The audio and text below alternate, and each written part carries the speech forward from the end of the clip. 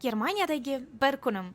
Xayrli tong. Mening ismim Istorabona va men 5 yildan beri nemislar davlatida yashayman. Bu yerda esa mening birinchi iPhone'imni sotib olish uchun keldik. Telefon narxi 1700 euro. Aytishim kerakki, oldingi telefonlarim Android bo'lgan va bunchalik qimmat bo'lmagan. Lekin men ular uchun ham xuddi shunday xursand bo'lganman. Keyingi navbatda singlim bilan yaqindagi kafeshkaga o'tirib, albatta raspakovka chek videolar oldik. Tanishinglar, singlim Malojon, u Germaniyaga opalarini ko'rish uchun kelgan. Bu yerdagi norozilik sababi esa biz kichkina sayohat rejalashtirgandik va hatto poyezd bilan boshqa yo'nalishga ketib qolibmiz. Maloga koficha ichib, shirinlik yeb, keyingi poyezdni kutishni taklif qildim. Ikkalamizga kapuchino zakaz berdim. Malola o'zi uchun cheesecake tanladi va biza stollardan biridan joy oldik. Buyurtmalarni stolga aytib beramiz deyishdi. Biz Malola ikkalamiz xursand o'tirib olib chaqchaq yangi iPhone funksiyalarini, kamerasini sinab ko'ryapmiz. Sayohatimiz haqida gaplashib, nimalar qilamiz, maza qilamiz deb o'ylab o'tiribmiz va buyurtmamiz kelmadi. Odam ko'pligidan bizni unutishdimi bilmayman, lekin biza boshqa kuta olmasdik va saboy kofe olib, bu yerda bir-biram kayfiyat zo'r manzilga qarab jo'nadik. Biz kechga qarab Fello shahriga yetib keldik. Bu Niderlandiyadagi Germaniyaga juda yaqin joylashgan, kichkina lekin juda shinam va yoqimli shaharcha. Shahar Maz degan daryo bo'yida joylashgan. Ayniqsa kechqurun ko'rib turganingizdek, bu yerning manzaralari juda ham chiroyli ko'rinadi. Shovqinli katta shaharlardan farqli o'laroq ancha sokinlik, aynan shu sokinligi bilan o'ziga tortadi. Odamlar biz va nihoyat Fello shahriga yetib keldik. Germaniyadan manzilga qarab zo'r joylar bor ekan, endi keldik. Adashib, ozgina kechikib, iloji chiqisi yo'q. Bizning vaqtimiz hali bor. Ishqilib chiroyli joylarni aylanib, videolar rasmlashamiz hozir. Siga foto yigitlar. Havo ham zo'r, вообще yoqyapti. Xursandmiz. Kisaga chiqib beradi. Malojon suvni oldiga borgisi keldi va biz daryoga yaqinlashib, birinchi mana shu haykalga ko'zimiz tushdi. Yaqindan qarasak, bu juda ham noodatiy zamonaviy uslubda ishlangan ayol haykali ekan. Aniq nimani ifodalayotganini darrov tushunmadik. Qo'lida nimadir ushlab turgandek, lekin baribir juda e'tibor tortadi. Keyin bilsak, Fello shahrida ayniqsa Maz daryosi bo'yida bunday zamonaviy san'at asarlari ko'p uchrar ekan. Orqamizdagi metall skulptura 12 metr balandlikda ekan va shu uchun uzoqdan darrov ko'zga tashlanadi, ayniqsa kechasi yonib turganida. Bu yerda qaysidir qizaloq quloqchasini unutib qoldiribdi. Nochetigan bobonobi. Bobomasku. Qiz ekan. Ha, bu Niderlandlar uchun jasorat timsoli, tinchlik ramzi, tinchlik jangchisi bo'lsa, mening singlim uchun bu shunchaki chatanni ochib o'tirgan bobo timsoli. Ko'prik bizni shaharning ikkinchi qismiga olib o'tdi va biz u yerda ham piyoda sayr qildik va suhbatlashdik va golland erdaklarining sevimli tunash joyiga duch keldik.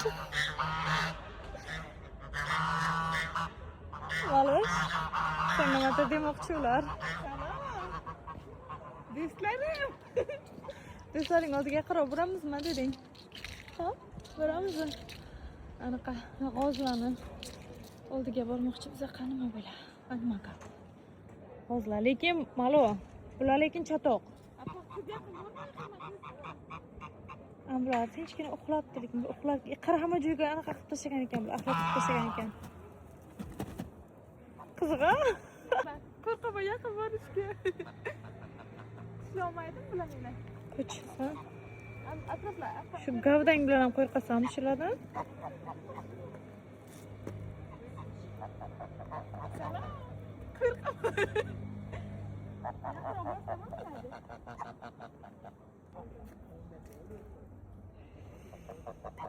Toping nimani bosdi?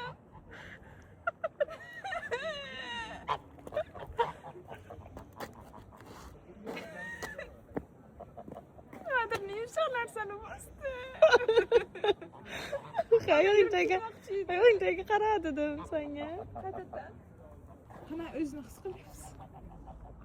Nima uchundir o'zimda bir necha bor kichkina bo'lgan jonzotda xavf va qo'rquv his qilyapman. O'rdakchalar bilan fotosessiya qilib, Malola shtativini esdan chiqarib qoldirib olib kelyapti. Va sovuq tushib qolgani uchun, kech bo'lib qolgani uchun, ko'p joylar yopilgani uchun, yaxshi maza qilib aylana olmaganimiz uchun hamma joyni qolishga qaror qildik va shahar markazidan hotel qaradik. Hotelchamizga keldik. Aynan Villoni bosh vokzalini to'g'risida restorani ham bor. Sovuq qotib yaxlab kelyapmiz. Ja yaxlab emas, ozgina. Yaxladi. Ha, menda yaxshi yo'q. Fanta ishlayotibdi. Havo pasmurniy. Biz bir kun qoshimiz pursak mayda chimatachanga bir ikki narsa solib kelaydik. Ha, Bilmadik. Voh, bu safar. Birinchi qarashda oddiy mehmonxonaga o'xshaydi, lekin aslida bu joyning tarixi juda qiziq ekan. Bu mehmonxona 100 yildan ham ko'proq vaqtdan beri ishlaydi. Tasavvur qiling, bu joydan qancha odamlar o'tgan, qancha hikoyalar yashiringan. Eng qiziq joyi esa 2-jahon urushi davri bilan bog'liq. O'sha paytda Vilhelmina nomi Niderlandiya qirolichasi bilan bog'liq bo'lgani uchun mehmonxona majburan boshqa nomga o'zgartirilgan. Ya'ni hatto mehmonxona nomi ham urush ta'siridan chetda qolmagan. 45-yilda shahar ozod qilingach, bu joy Amerika askarlari uchun shtab sifatida ishlatilgan. Mana shu koridorlardan Amerika askarlari ham o'tgan, tasavvur qilyapsizmi? Singlim bu yerdan yerto'laning hidi kelyapti deb aytdi va bu to'g'ri edi. Biz amallab xonani topdik va kechki ovqat uchun tayyorgarlik ko'rishni boshladik. Qalaminglar ko'rasizmi? Hozir oldimda olib yurayman. Sovuq tushgan shuna. O'yladi.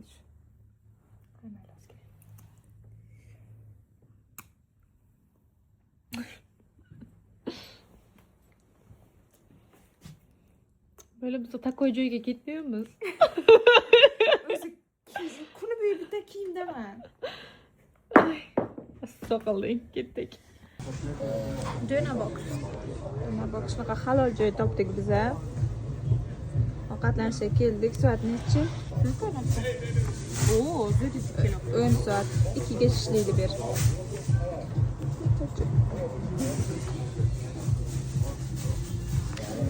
Yemiz endi. Bu qiz hech qayerda o'zini kalasini ishlatishni istamaydi.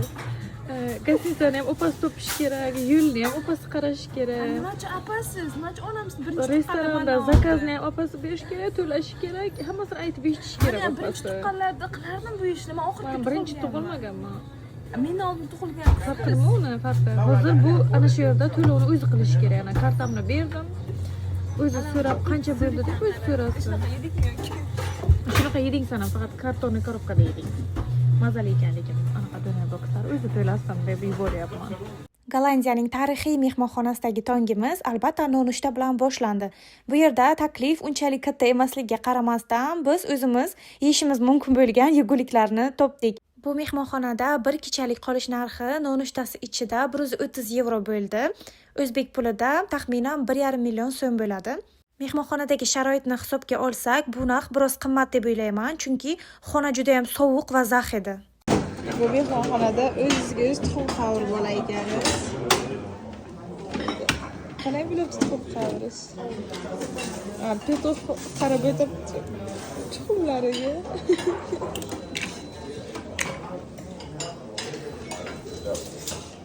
Bu ritser bo'lsa, ritserlar mehmonxonasida biza. Sevmisan? Yo'q. Jim ketishlar uchun videoga olaman. Qarangchi menga endi. Kulamiz. Vau degandek qarang-da atrofga. Chiroyli manzara, asalcha. Zo'r. Ashuni videoga olamiz. Keyin qancha harakat qilib videolarni rozi bo'lmanglar. Mana shu kecha o'tirgan joyimiz-ku. Shirakilgan ham dedim-ku. O'zi o'tasimi, nima, o'g'dan ham bu yoqdan aylanib shirakilyapmiz.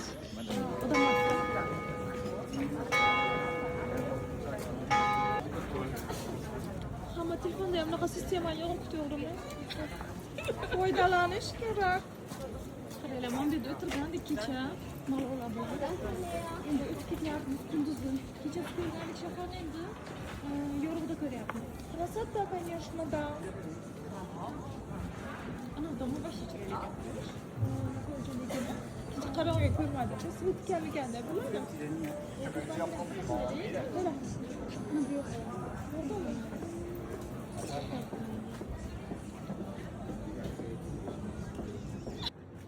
Tinchroq ko'chaga kirdik malollar bilan. Hech kim yo'q ko'chalar kirib. Keyin bu yerda anaqalari magazinlari 12dan ochilgan ekan, 10dan, qanaqadir ovqatlanish joylari soat 3-4lardan ochilgan ekan. Shuna. Hech keti.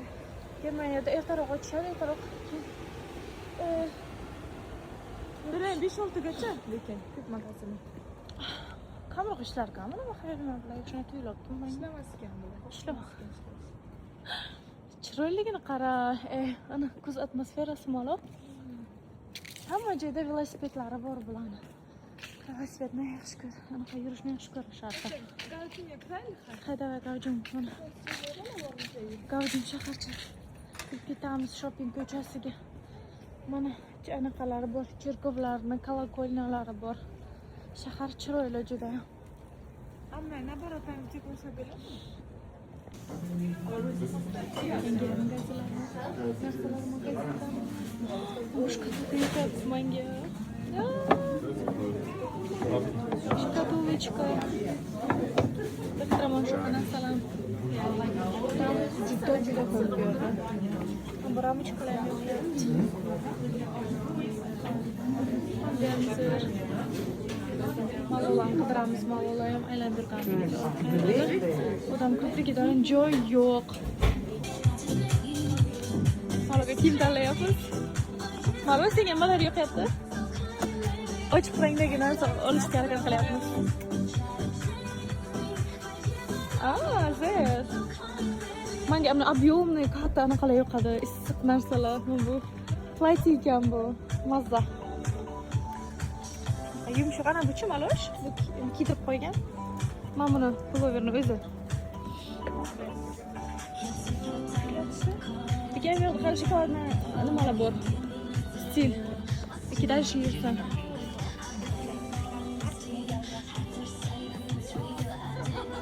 Azim bir chiroylikka yuraychalik. Bolalar uyqusiga. Ketamiz endi safarimiz qardimiz kafeshkada o'tirdik endi. Chiqamiz.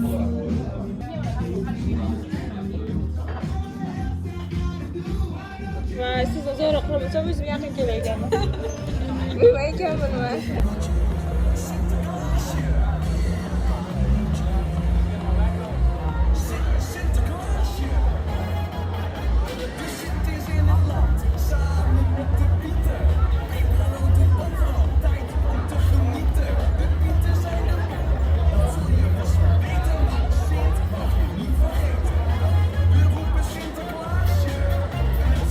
Timay yomg'ir yog'ishni boshlaganligi sababli ko'proq magazinlarni aylandik.